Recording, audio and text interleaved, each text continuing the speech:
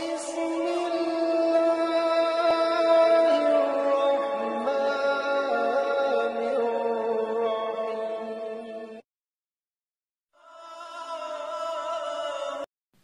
అనంత కరుణామయుడు అపార కృపాశీలుడు అయిన అల్లాహ్ పేరుతో ప్రారంభిస్తున్నాను. ఈ వీడియోను పూర్తిగా చివరి వరకు చూడండి. నా ఈ చిన్న ప్రయత్నంలో పొరపాట్లు జరిగితే నన్ను క్షమించమని అల్లాహ్ను వేడుకుంటున్నాను. లైక్ చేయండి, సబ్స్క్రైబ్ చేయండి, బెల్ ఐకాన్ నొక్కండి, ఆల్ టచ్ చేయండి. आयत नंबर 171 या अहलल किताब ला तग़लू फी दीनिकुम वला तक़ूलू अलल्लाहि इल्लल हक़्क़ इन्नमल मसीहु ईसा इब्नु मर्यम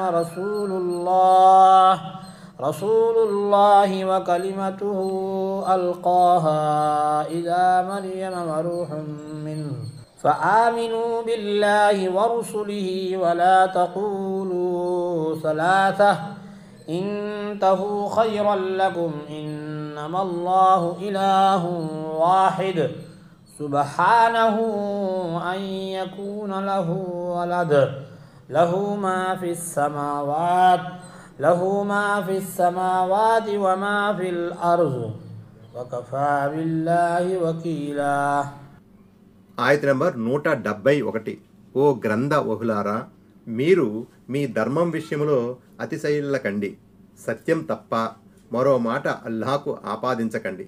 మరియం కుమారుడైన ఈసా అలైహిస్సలాం మసీహ్ కేవలం దైవ ప్రవక్త మరియు అయిపో అన్న దైవ వాక్కు ద్వారా పుట్టించబడినవాడు మాత్రమే. దాన్ని ఆయన మరియం వైపుకు ప్రయోగించాడు. ఇంకా ఆయన ఈసా అలైహిస్సలాం దేవుని దగ్గర నుంచి వచ్చిన ఆత్మ మాత్రమే. కాబట్టి మీరు అల్లాను ఆయన పంపిన ప్రవక్తలందరినీ విశ్వసించండి. దేవుడు ముగ్గురు అని అనకండి.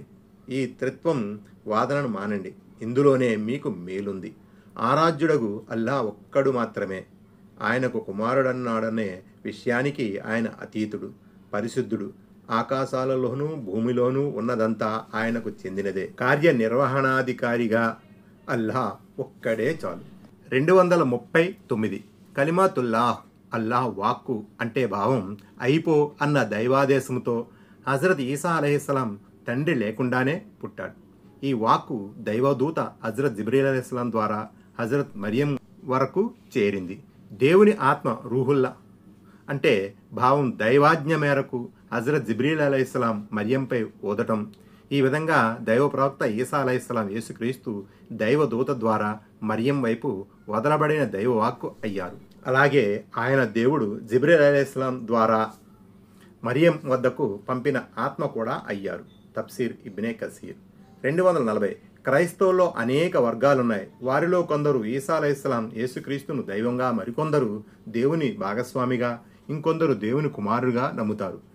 క్రీస్తును దైవంగా విశ్వసించేవారే మళ్ళీ దేవుళ్ళు ముగ్గురు అని, అందులో ఈసా ముగ్గురులో ఒకరు, సాలీస్ సలాహ్ అని తలపోస్తారు. కాగా దేవుళ్ళు ముగ్గురు అని అనడం మానేయండి.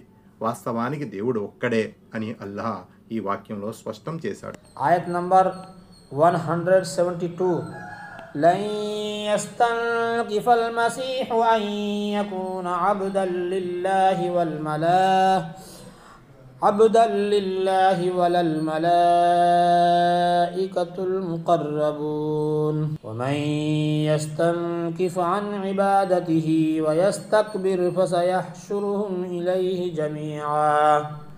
ఆయత్ నంబర్ 172 మసీహ్ అలైహిస్సలాం గాని, అల్లాహ్ సామీప్యం పొందిన దూతలు గాని తాము అల్లాహ్ దాసులు కావటాన్ని అగౌరవంగా, అవమానకరంగా ఎంత మాత్రమూ భావించరు. అల్లాహ్ దాస్యం చేయటాన్ని అవమానకరంగా, అగౌరవంగా భావించి గర్వాతిశయంతో విర్రవీగే వారందరినీ అల్లాహ్ తన వద్దకు ప్రోగు చేస్తాడు. 241 ఈసా అలైహిస్సలాం ప్రవక్తను చేసినట్టు వారు కొంతమంది దైవదూతలను కూడా దైవత్వంలో భాగస్వాములుగా నిలబెట్టారు.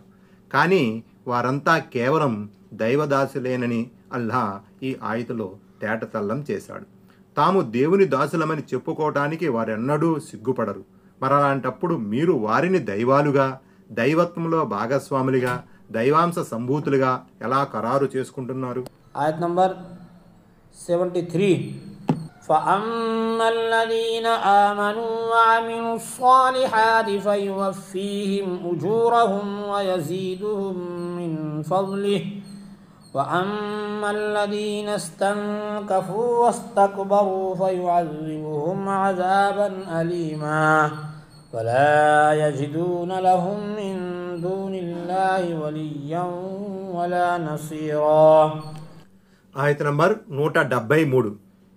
మరి ఎవరు విశ్వసించి సత్కార్యాలు ఆచరించారో వారికి వారి పూర్తి పుణ్యఫలాన్ని వసగటమే గాక తన అనుగ్రహంతో మరింతగా ప్రసాదిస్తాడు.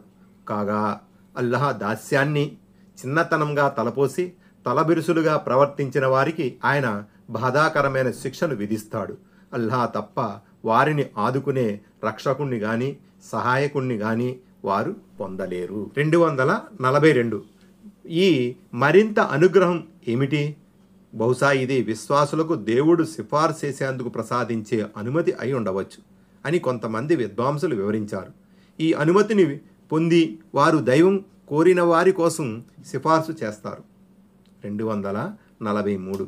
అంటే అల్లాహ్ ఆరాధన చేయకుండా, ఆయనకు విధేయత చూపకుండా తిరస్కార భావాన్ని, పొగరుమోతుతనాన్ని ప్రదర్శించటం. 244. ఈ విషయాన్నే అల్లాహ్ వేరొక ఆయతులో ఈ విధంగా సెలవిచ్చాడు: నిశ్చయముగా ఎవరైతే నా ఆరాధన పట్ల విముఖత చూపి గర్విష్ఠులయ్యారో వారు పరాభవం పాలై నరకములో ప్రవేశిస్తారు. అల్ మూమిన్ 60.